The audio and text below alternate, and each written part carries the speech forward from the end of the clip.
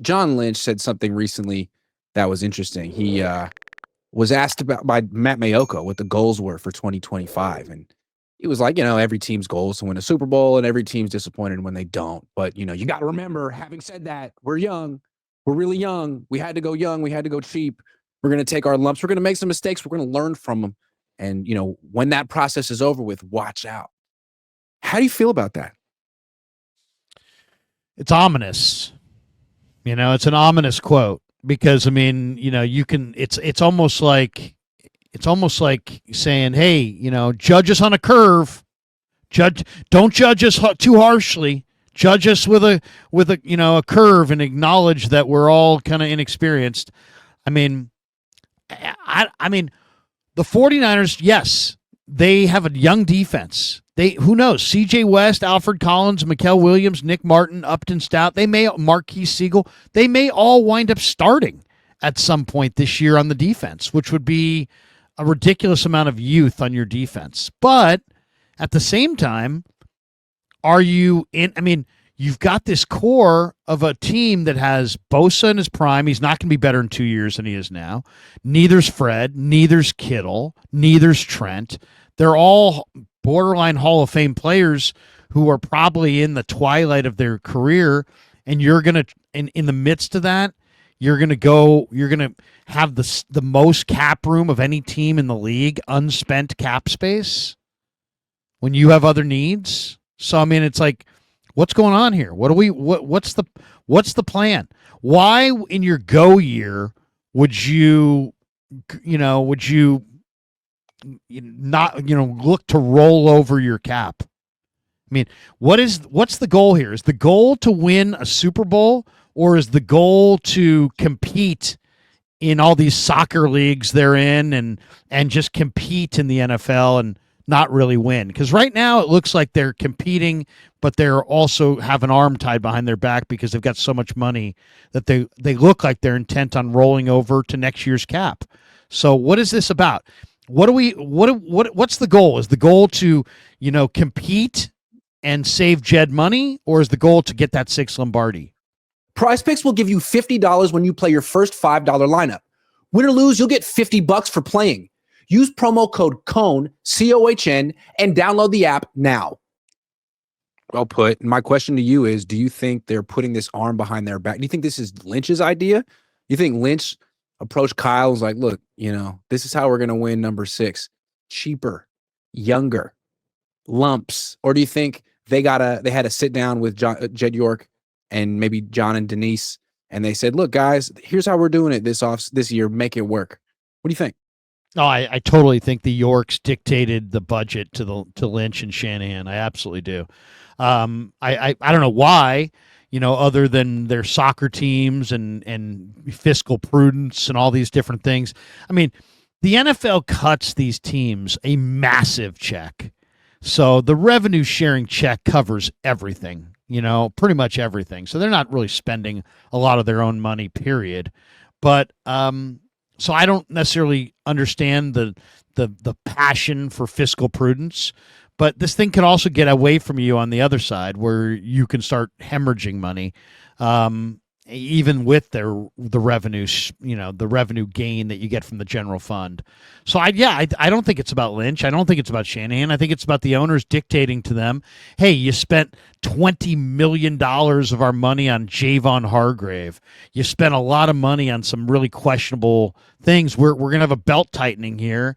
And I don't know if the Yorks have lost their conviction in Shanahan and Lynch. They would, I'm sure, publicly say the opposite. But money talks and your actions talk. And you can say talk is cheap, and you can say anything, but what you do really determines your plan and your philosophy. And right now, they have the second most cap room of anybody in the NFL, and yet they're claiming they're inside their Super Bowl window. So there's not a lot of those things don't necessarily, make sense together.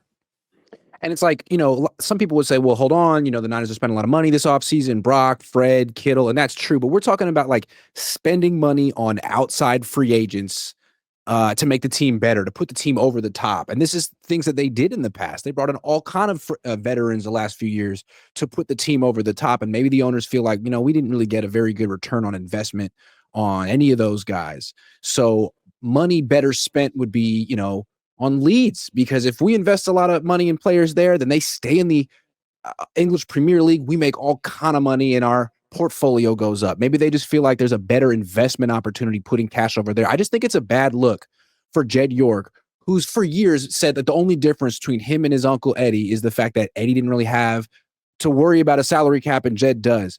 To have $46 million in cap space and not use it and to roll it over to next year when your core is getting old, I think it's a bad look. And I just can't tell me that it's a football decision. That's a smart move for the 49ers. And that's why I think both of us are instantly going over to like, well, soccer has to be involved in the decision-making somehow because it doesn't make any sense. Well, I mean, here's the other thing. Many NFL personnel people, from Lynch himself to Eric DeCosta, who runs the Ravens, to Howie Roseman, who runs the Eagles, they all described this last 2025 draft as one of the deeper drafts in years. Well, if you have one of the deeper drafts, that means that guys that are going to wind up falling to day 3 that ordinarily wouldn't, and guys are going to be undrafted that ordinarily would get drafted. And you chose this year with this incredibly deep draft to really almost sit out the undrafted market. I think I saw a ranking that the 49ers were 26th or 28th in undrafted free agent spending. And that this is an area where the Niners have absolutely kicked ass and unearthed all kinds of gems, from Raheem Mostert to Jeff Wilson to Kevin Givens to Azeez Al-Shaair, and the list goes on and on. It's a very fruitful market, and it's a relatively inexpensive market, and to sit it out to save pennies was illogical and ill-advised, and I think a bad decision, and not a decision that was rooted in anything that's football related. We're seeing more and more owners of sports teams in America become owners of other teams in other sports, maybe abroad. And I think it's fair for fans of these teams to wonder how the other teams in the portfolio affect the team that they're rooting for, because I think that there's very few 49er fans who are actually fans of Leeds United. Like, we also know the Red Sox ownership group also owns Liverpool. And they recently signed Florian Wirtz, who, of course, I've never heard of, but he's a big deal soccer player, and they had to give him a ton of money. And coincidentally, they just traded away Rafael Devers. And I'm sure the Red Sox would say those things have nothing to do with each other. Those are completely separate universes. But does anyone believe that? Does that make Red Sox fans feel better? And so when Niner fans are looking at, hey, $46 million in cap space, Jalen Ramsey just hanging out, he might be pretty good. But no, we're not going to spend that. And like, Leeds United is making moves? What? How can they not be? It seems like it would be the biggest coincidence of all time. Well, and then you didn't even throw in the major factor, which is that there are people that want to get in sports, and they're willing to get in at any price. The Time Warner people who own the Dodgers, just bought the Lakers for $10 billion. I mean, $1 billion. Dr. Buss bought that thing in the 70s for like $57 million or something like that. And now he's cashing out to the tune of $10 billion. And so and my Red Sox friends, who are, family members who are back east, who are big Red Sox fans, said that, yeah, this is absolutely, most likely this Devers deal is probably the kind of deal that you make when you're looking to pare the thing down and sell it. They've won their 4 rings. They've made their mint of money, but it's a paper gain until they sell. And so some of these owners that have realized, exponential growth off their investment are dreaming the obvious dream of what can we buy with our incredible newfound riches.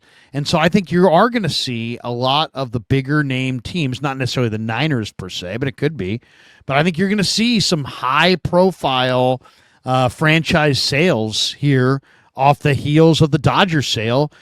Millionaires and billionaires dreaming the ultimate dream of, getting $10 billion of gain off of the price that they paid. So I think, especially, as I think the dream is a lot less about winning the championship when you do have, you have multiple franchises in different leagues at different spots. Suddenly it becomes more about your bottom line and your overall portfolio. That is what takes precedence. So I hope that's not the case. I hope the 49ers ownership is still passionate about that 6 Lombardi, but I kind of question whether they've ever been as passionate about any Lombardi trophy as Eddie D was.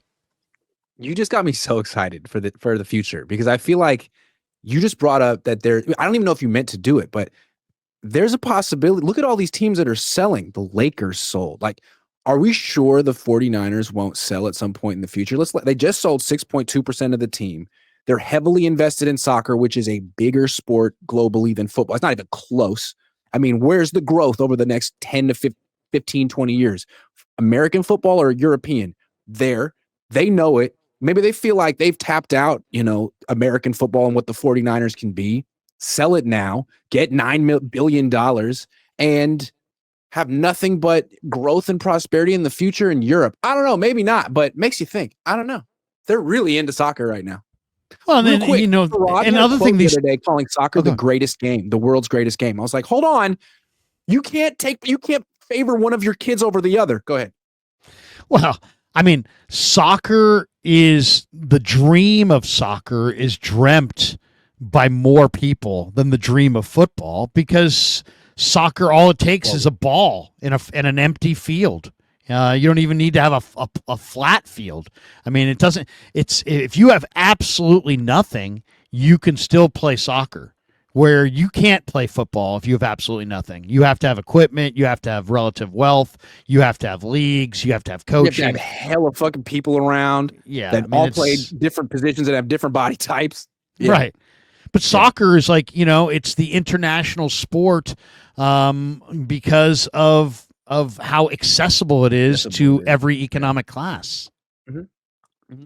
And as far as the 49ers are concerned, I don't know if they would ever sell the franchise like 100% of the franchise, but if they wanted to still be a celebrity owner, they could carve out some nice percentage and still get cash out to the tune of billions, and still have the whatever goes along with being an owner of an NFL team. You can keep your 2% and sell the rest off for billions of dollars and have your cake and eat it too. You're not making decisions about the head coach and GM anymore, but you're still technically an owner. Sell.